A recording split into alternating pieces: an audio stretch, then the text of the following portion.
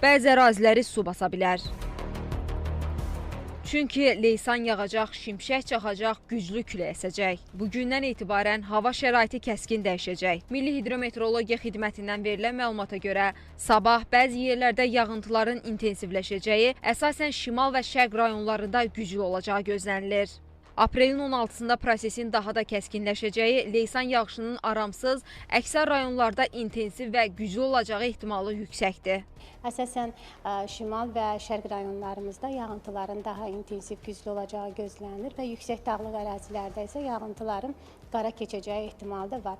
Bakı şəhəri və Abşeron yarımadasında isə 16-sında yağıntıların daha intensiv və aramsız olacağı gözlənilir ki, bu da Abşeron yarımadasının bəzi ərazilərində su basma hadisəsinə də gətirib çıxara bilər. Və prosesin deməli aprelin 17-sinə qədər davam edəcəyi gözlənilir. Eyni zamanda aramsız yağışlar nəticəsində